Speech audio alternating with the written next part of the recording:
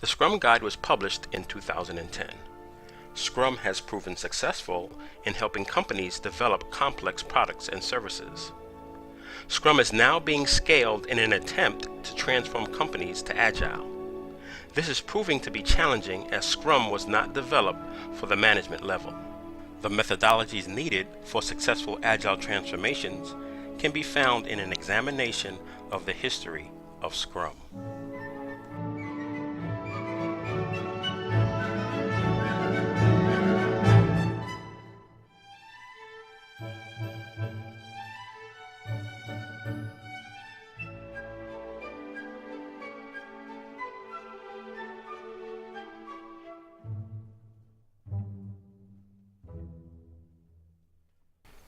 In 1871, in the European nation of Austria, Karl Menger publishes the book Principles of Economics.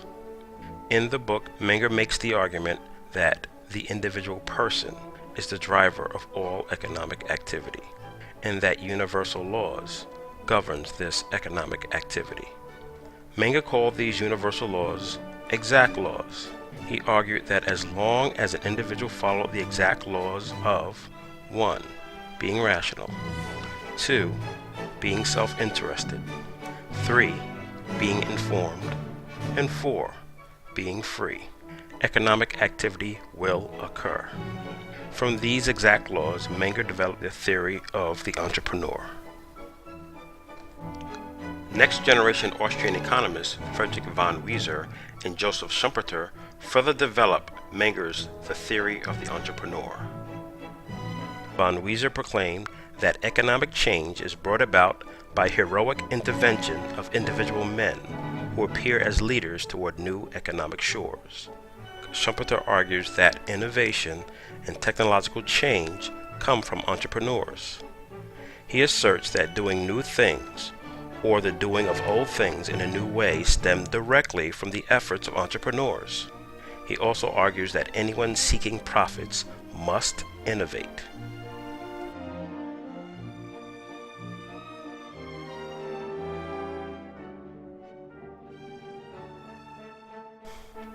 In 1878, Harvard professor Charles Peirce develops the philosophy of pragmatism.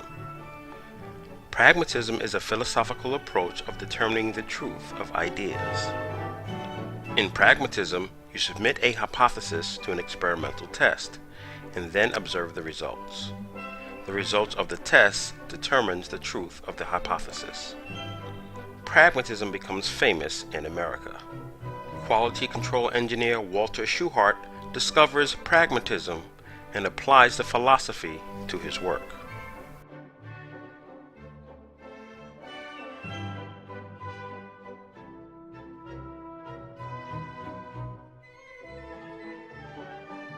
In 1919, Joseph Schumpeter meets Peter Drucker and introduces the youngster to entrepreneurial theory in Austrian economics.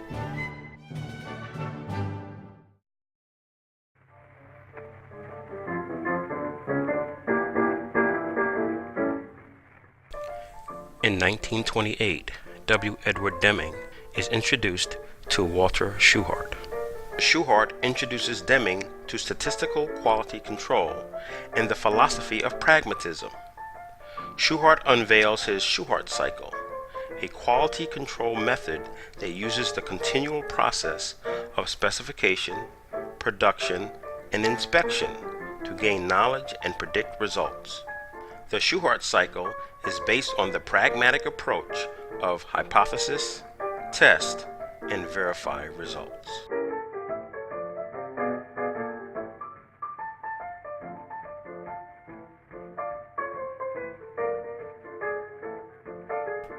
In 1945, Japan is defeated in World War II. They become a U.S.-occupied territory. In 1950, the U.S.-Korean War breaks out, and the U.S. government pays the Japanese government $3.5 billion to manufacture materials for the war.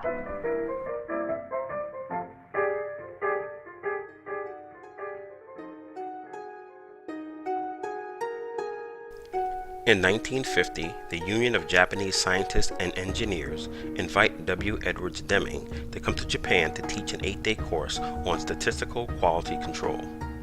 Deming teaches an updated version of the Shewhart cycle.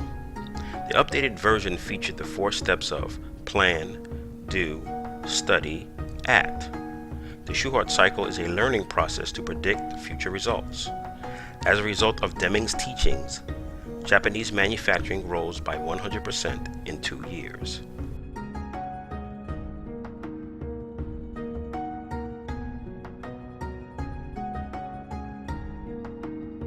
Deming's lectures on statistical quality control are compiled and distributed for sale in Japan.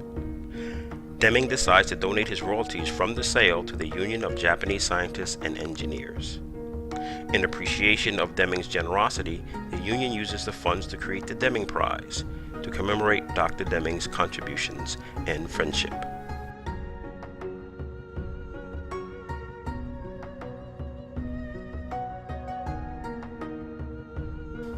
In 1954, Peter Drucker publishes The Practice of Management.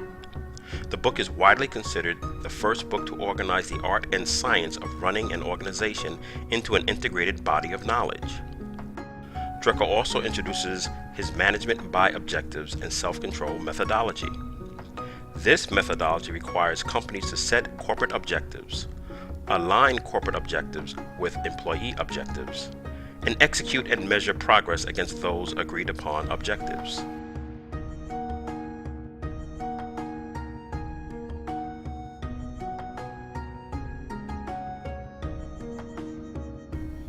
In 1954, the Korean War ends and Japan's wartime economy is over. As a result, Japan plunges into an economic recession. In response, the Japanese government sends inspection teams to America to learn how to close the management gap between America and Japan. The inspection team finds Drucker's The Practice of Management in the executive suite of every company they visit during the trip. This makes a big impression, and Drucker's The Practice of Management is accepted in Japanese industry.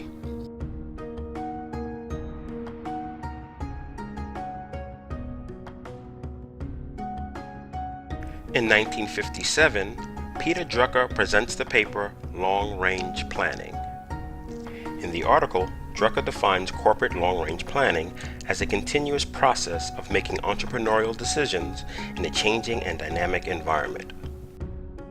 Influenced by Peter Drucker's paper on long-range planning and his management by objective methodology, the Union of Japanese Scientists and Engineers adds planning and policy to the Deming Prize checklist in 1958.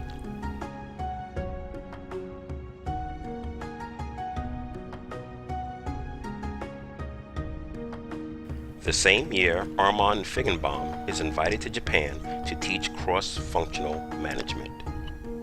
The Union of Japanese Scientists and Engineers adds cross-functional management to the Deming Prize checklist in 1962.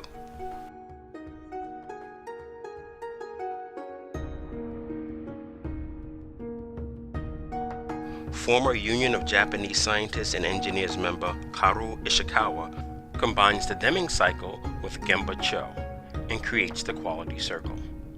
Gemba-cho means the real place. In Japan, the real place is on the workshop floor. A quality circle is a small group of people that work on the workshop front line. They manage themselves while creatively using quality control ideas and techniques to carry out their activities while attempting self and mutual development. Quality circles are added to the Deming Prize checklist by the Union of Japanese Scientists and Engineers in 1962.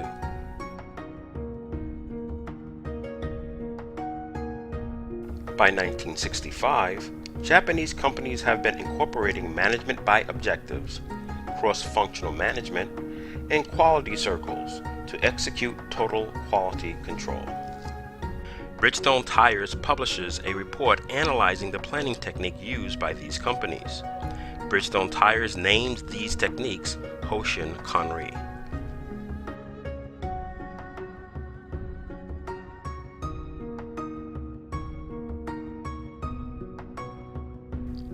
In 1968, Bridgestone Tires publishes their Hoshin Kanri manual and wins the Deming Prize. Fuji Xerox implements Hoshin Kanri and wins the Deming Prize in 1980. In 1982, Yakagawa Hewlett-Packard implements Hoshin Kanri and wins the Deming Prize.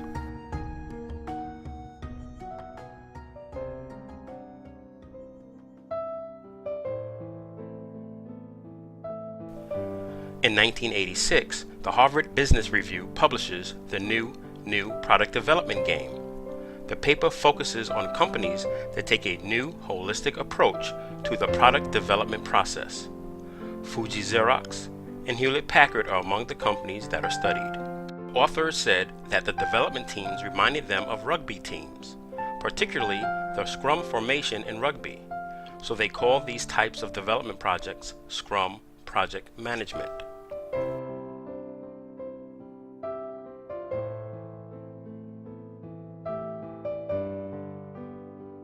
In 1993, Jeff Sutherland and his development team were reading the new product development game. Sutherland decided to implement Scrum project management. According to Jeff Sutherland, this was the formal birth of Scrum.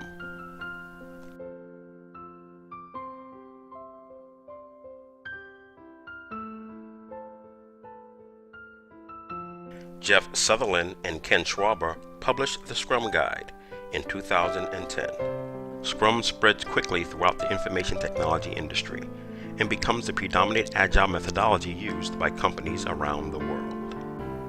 To realize additional benefits, companies are now scaling Scrum to the enterprise level. But can a development methodology work for the rest of the organization? We at Meta Agile say it cannot. To successfully transform any organization to Agile, you must first deconstruct Hoshin Kanri and understand the methodologies hidden within. Long-range planning for senior management supplies the corporate vision, long-term objectives, and innovative corporate strategy. Cross-functional management for middle management determines internal strategy and resources. Scrum provides the framework for development teams to create new and innovative products.